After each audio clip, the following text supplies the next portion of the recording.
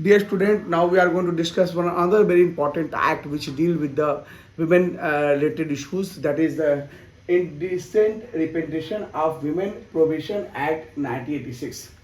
महिलाओं का अशिष्ट चित्रण प्रतिषेध अधिनियम 1986, which is very important act, and as you know, for the last couple of the month we have started to upload the videos which required awareness and जो जन कल्याण के लिए इसलिए ज़रूरी है, so that we could protect the rights of the women through this various propagation as well as the advertisement of the various acts. In this order, we have already uploaded the video related to the Dowry Prohibition Act, video related to the Domestic Violence Act, video related to the Sexual Offence Act, POSCO Act. So in this series, now we are going to discuss various provision under the Indecent Representation of the Women Act 1986. दोस्तों, जैसा कि हम लोगों को पता ही है कि भारत में प्राचीन काल से ही अगर हिंदू समाज को देखें तो औरतों को देवी का दर्जा दिया गया है। नवरात्र अभी आने वाला है, दुर्गा को हम लोग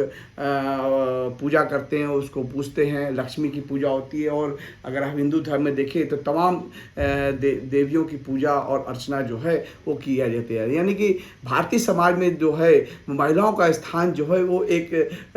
देवी देवताओं के स्थान के बराबर दिया गया है। और इसीलिए कहा जाता है कि जिस घर में महिलाओं का निवास होता है, जिस घर में महिला रहती है, उस घर में लक्ष्मी का निवास होता है और वहाँ जो है देवी देवताओं काफ़ी प्रसन्न रहते हैं। इसीलिए महिलाओं का सम्मान जो है लगभग हर धर्मों में हमें देखने को मिलता है। लेकिन और इसी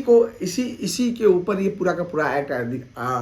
आधारित है कि अगर महिलाओं का कोई ऐसा इंडिसेंट रिप्रेजेंटेशन किया गया, यानी अशिष्ट यानी अश्लील कोई ऐसी चीज़ें है जो कि महिलाओं के गरिमा और सम्मान हेतु जरूरी है कि उसको रोका जाए, उसी के संबंध में ये जो है ये एक्ट जो है वो लाया गया है। अगर इस एक्ट को देखें तो प्रेसिडेंट की एसेंट जो है वो 23 दिसंबर 1986 में मिली थी और ये एक्ट जो है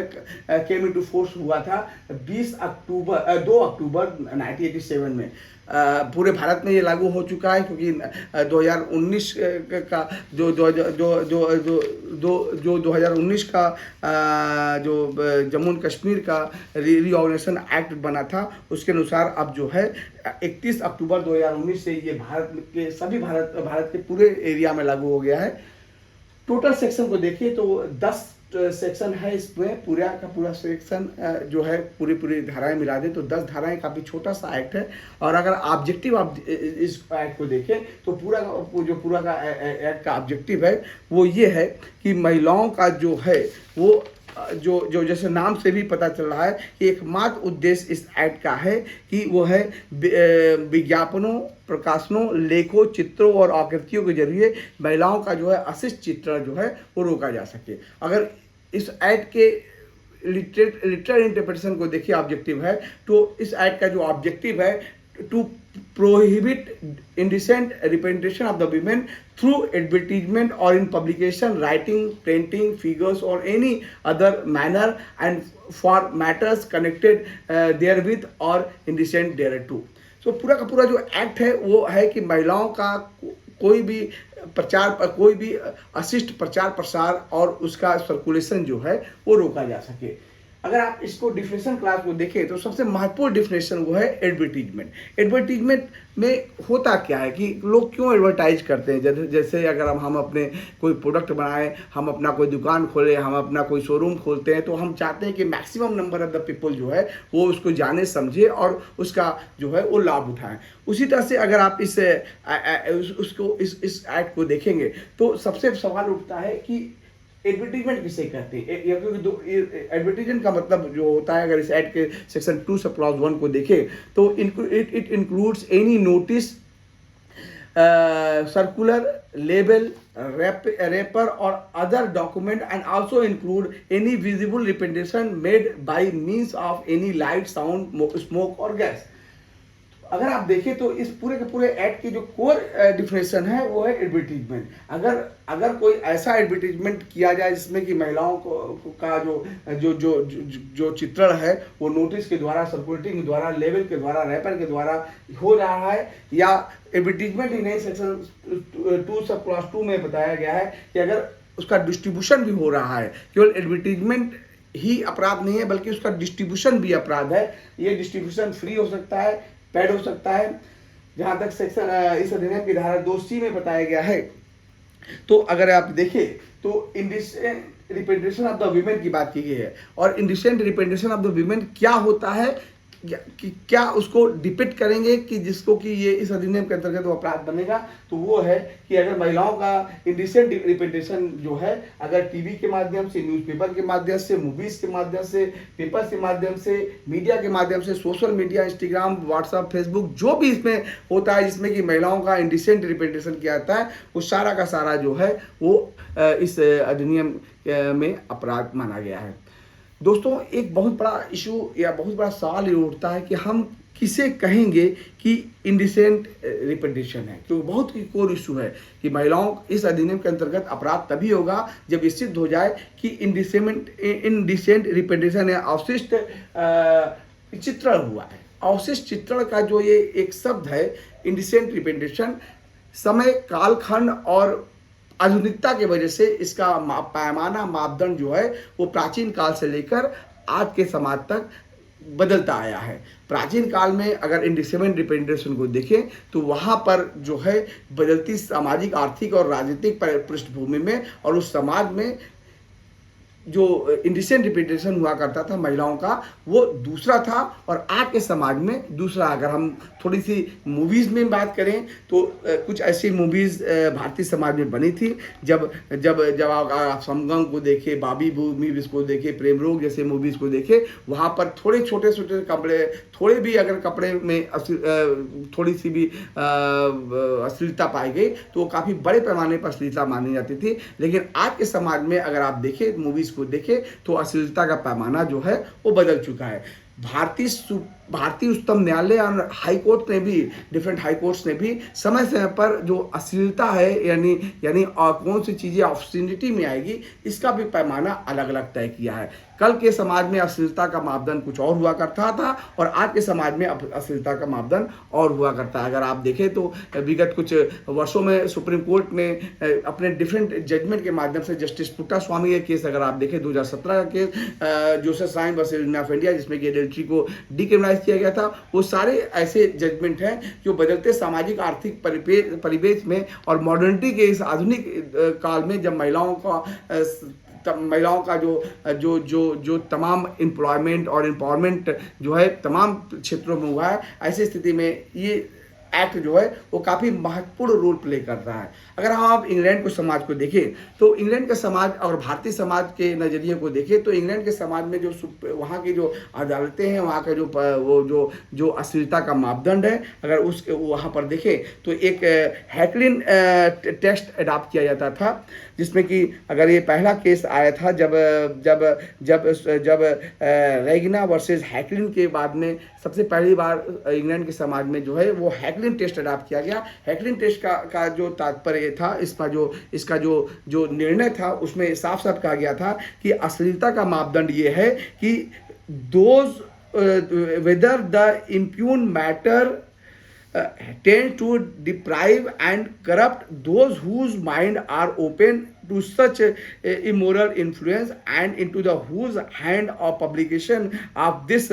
shall make foul। यानी इंग्लैंड के समाज में जो अश्लीलता का मापदंड का अपनाने का मेजरमेंट ये था कि हैकलिन टेस्ट ये कहता था कि अश्लीलता हम उसे कहेंगे या अश्लील सामग्री हम उसे मानेंगे कि एक व्यक्ति का जो एक व्यक्ति अगर उस सामग्री का इस्तेमाल करता है तो उसके मन पर, उसके मस्तिष्क पर, उसके जो पूरे के पूरे शरीर पर उस सामग्री का क्या प्रभाव पड़ता है। यानी कि अश्लीलता का मापदंड हैकलिन टेस्ट के अनुसार समाज के हर व्यक्तियों का अलग अलग होता है, यानी कि ये पर्सन टू पर्सन वैलिड किया जा सकता है। और अगर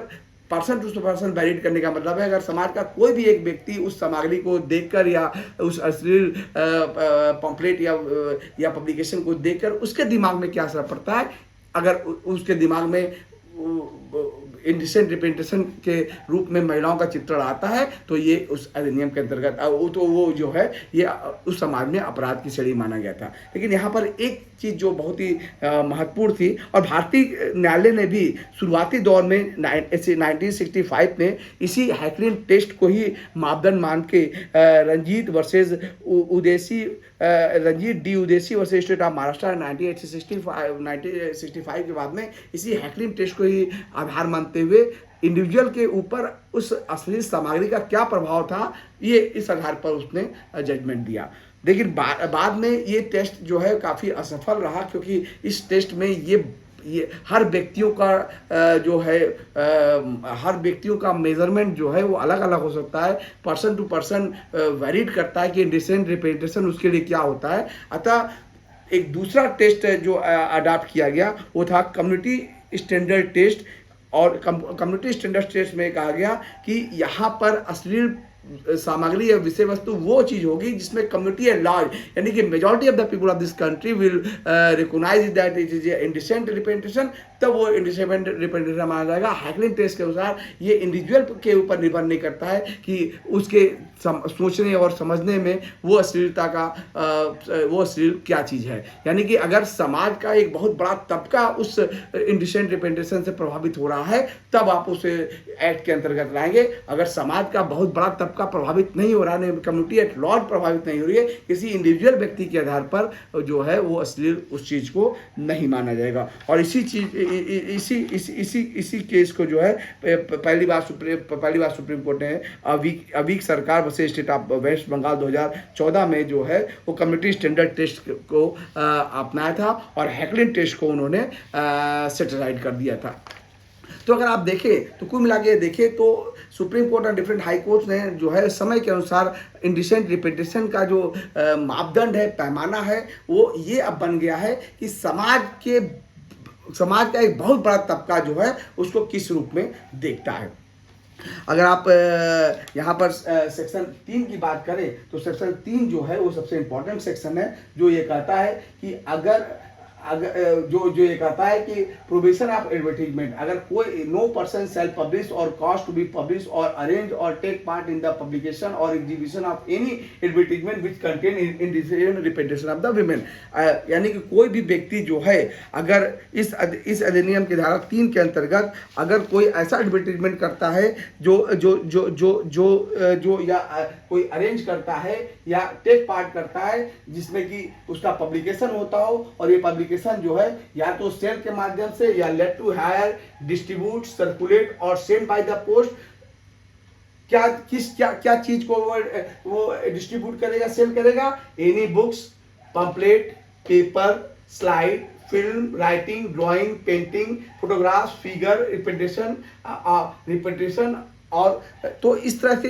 जितने माध्यम्स हैं जिसमें कि सेक्शन 3 में बताया गया है और सेक्शन 4 में जो माध्यम बताए गए हैं कि नो पर्सन शैल प्रोड्यूस और कास्ट टू बी प्रोड्यूस, ये जो we have already discussed a lot on this particular issues. तो अगर कोई व्यक्ति कोई ऐसा मीडियम यूज करता है जिससे कि महिलाओं का डिसेंट रिप्रेजेंटेशन जो है वो बुक्स के द्वारा, पॉम्पलेट के द्वारा, पेपर, स्लाइड और राइटिंग और ड्राइंग के द्वारा होता है, तो ये सेक्शन 4 की विषय वस्तु बनेगी और वो इस अधिनियम के अंतर्गत पनिशेबल ऑफेंस बनेगा। लेकिन यहाँ पर एक एक्सेप्शन, 3 एक्सेप्शन इस अधिनियम में बताया गया है। मोटा मोटी आप कहें तो 5 एक्सेप्शन इस अधिनियम में बताया गया है कि अगर ये चीज़ किया जा रहा है तो सेक्शन 4 में आते हुए भी वो इस अधिनियम के प्रावधानों का कंट्रावेंशन नहीं माना जाएगा। और ये एक्सेप्शन है कि अगर पब्लिक हित में, पब्लिक गुड में अगर या पब्लिक इंटरेस्ट में अगर डिपेक्शन किया जा रहा है, जैसे कि अगर आप देखें तो साइंस में हम लोग बचपन में ये पढ़ते थे कि बायोलॉजी के किताबों में कुछ महिलाओं के बॉडी पार्ट्स को डिफाइन करके बताया जाता था, तो वो जो है वो बेशक वो देखने में लग रहा है कि वो ऑफसिंस मैटर है या इंडिसेंट मैटर है, despite of that it fall under the category of the science, because वहाँ बच्चों के लिए बताना जरूरी है कि ये कौन कौन से बॉडी पार्ट है और उसका का क्या इस्तेमाल होता है, तो ताकि बच्चे जो है बचपन में वो सारी चीज़ों में अवेयरनेस अपना बढ़ा सके। साइंस है, आर्ट्स है, लिटरेचर है, लर्निंग के प्रोसेस से अगर वो डिपिक्शन किया जा रहा है तो ये इस अधिनियम का अपवाद माना जाएगा और सेक्शन 4 और ये जो है ये पनिशेबल ऑफेंस नहीं होगा। इसी तरह से सेक्शन 4 में ये कहा गया है कि अगर कोई इंडिसेंट डिपेंडेशन जो है वो विच इज केप्ट और use bona fide for the religious purposes अगर हो रहा है तो भी वो इंडिसेंट रिप्रेजेंटेशन के अंतर्गत नहीं आएगा। या एनी रिप्रेजेंटेशन जो है वो sculpture, engraved, painted or otherwise representation or in any ancient monument within the meaning of the ancient monument and archaeological site and remains at 1958 or any temple or any car used for the connivance of idols kept for use for any religious purposes। यानी कि अगर मंदिरों में हम देखें तो sculpture बने होते हैं, देवी देवताओं की मूर्ति बनी होती है, उस पर कुछ इस तरह के डिपिक्शन होते हैं, तो ये सारे डिपिक्शन जो है इस अधिनियम के अपवाद के अंतर्गत आएंगे और उस पर इस अधिनियम के का जो है पेनल्टी और पनिशमेंट लागू नहीं होगा। उसी तरह से अगर कोई फिल्म है, मूवीज़ है जिसमें कि इंडिसेंट रिप्रेजेंटेशन हो रहा है लेकिन उस मूवीज़ को जो है एक कैटेगरी का सर्टिफिकेट मिला गया है, सिनेमेटोग्राफी एक्ट 1952 के एप्लीकेबल होने के बाद उसे यू नहीं बल्कि ए सर्टिफिकेट दिया गया है, यानी बी कैटेगरी का मूवीज बनाई का अगर दर्जा मिला हुआ है तो ऐसी स्थिति में इंडिसेंट रिप्रेजेंटेशन होने के बावजूद भी ये इस अधिनियम के अपवाद के अंतर्गत आएगा और उस पनिशमेंट नहीं दिया जाएगा। यानी कि इस अधिनियम के अंतर्गत पनिशमेंट तभी मिलेगा जब सेक्शन 3 का जो पब्लिकेशन है जो है वो या इस फॉर्म में जो पब्लिकेशन है वो इस आशय से है कि महिलाओं का जो है इंडिसेंट रिप्रेजेंटेशन हो रहा है, उसके किसी बॉडी पार्ट का, उसके किसी अन्य रूप में अगर उसका रिप्रेजेंटेशन किया जा रहा है तो इस अधिनियम के अंतर्गत अपराध माना जाएगा। जहाँ तक सेक्शन 5 की बात है तो अगर कहीं पर इंडिसेंट रिप्रेजेंटेशन के संबंध में कोई मटेरियल रखा गया है, कोई सामग्री रखी गई, कोई पंपलेट रखा गया है, तो ऐसी स्थिति में कोई भी गस्टेड अफसर जिसको कि स्टेट गवर्नमेंट अपॉइंट करे वो उसे ये पावर होगी कि वो उस स्थान में इंटर कर पाए और उस सामग्री को वो सीज कर सकता है। यानी कि सेक्शन 5 जो है वो बात बताता है power to enter and search. ये सेक्शन जो है सीआरपीसी क्रिमिनल प्रोसीजर कोड 1973 की जो सेक्शंस हैं 91 से लेकर 105 में 95, 97 कुछ ऐसे सेक्शंस हैं जिसमें कि मजिस्ट्रेट को एसडीएम और फर्स्ट क्लास जुडिशियल मजिस्ट्रेट को ये पावर है कि वो किसी ऐसे स्थान पर जहाँ पर कि ऑफसीन्स या इंडिसेंट मटेरियल्स रखा गया है उसका प्रचार प्रसार करने के लिए उद्देश्य से रखा गया है, तो ऐसे स्थानों में वो जाके इंटर कर सकते हैं, तलाशी ले सकते हैं और वो इंडिसेंट मटेरियल जो है अगर पाया गया है ये इस फॉर्म में book, public paper, slide, writing, drawing, painting किसी भी फॉर्म में अगर पाया जाता है तो उसे वो सीज कर सकते हैं और इसकी सूचना जो है इमीडिएट जो है वो मजिस्ट्रेट को देंगे और ताकि मजिस्ट्रेट जो है वो नियरेस्ट मजिस्ट्रेट को दिया जाएगा ताकि नियरेस्ट मजिस्ट्रेट जो है वो सीआरपीसी के प्रावधानों के अंतर्गत फर्दर कार्रवाई इस संबंध में सुनिश्चित की जा सके। जहाँ तक सेक्शन 6 की बात है तो इस सेक्शन 6 जो है वो पनिशमेंट की बात करता है और ये पनिशमेंट जो है वो ये है अगर कोई व्यक्ति सेक्शन 3 और 4 का वायलेशन करता है, सेक्शन 3 और 4 के वायलेशन में कोई अपराध करता है, इंडिसेंट रिप्रेजेंटेशन का कोई मटेरियल इस्तेमाल करता है, यूज़ करता है जिसके कि महिलाओं का डिग्रेड और उसका आत्मसम्मान पर ठेस पहुँचती है, तो ऐसी स्थिति में सेक्शन 6 ये बताया गया है कि अगर व्यक्ति ने फर्स्ट टाइम यहाँ दो स्टेप बताए गए, अगर कोई व्यक्ति फर्स्ट टाइम इस अधिनियम के प्रावधानों का वायलेशन करता है तो ऐसी स्थिति में जो सजा है वो लगभग मैक्सिमम 2 साल और फाइन है मैक्सिमम 2000 रुपये। लेकिन अगर वही व्यक्ति दूसरी बार ये इस अधिनियम के प्रावधानों का वायलेशन करता है तो ऐसी स्थिति में ये जो मिनिमम सजा होगी वो 6 महीने और 10,000 रुपये और जो मैक्सिमम सजा होगी दूसरी बार में करने पर वो 5 साल और 1 लाख रुपए जुर्माना या दोनों लगाया जा सकता है। यानी कि अगर सेकेंड अटेम्प्ट करेगा इस अधिनियम में तो उसकी सजा की मात्रा जो है वो बढ़ जाएगी। सेक्शन 7 में बताया गया है कि अगर कोई भी व्यक्ति इस अधिनियम कोई व्यक्ति कंपनी अगर है तो कंपनी अगर इस यानी ऑफेंसेस बाय द कंपनी, अगर इस अधिनियम का वायलेशन कोई कंपनी करती है, चूंकि कंपनी एक हार्ड माउस का मानव नहीं होता है, कंपनी के डायरेक्टर, कंपनी के मैनेजर, कंपनी के जो अन्य सेक्रेटरी वगैरह, वो इस अधिनियम के प्रावधानों का वायलेशन करने के लिए उत्तरदायी होंगे। और जो सेक्शन 3 और 4 का अगर कंपनी वायलेशन करेगी तो इन लोगों को सजा मिलेगी। लेकिन सजा तभी दी जाएगी जब डायरेक्टर या सेक्रेटरी या मैनेजर तभी लायबल होगा जब ये सामग्री जो है यानी इंडिसेंट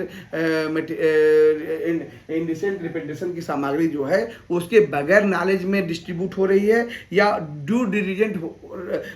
यानी कि भरसक प्रयास करने के बावजूद भी वो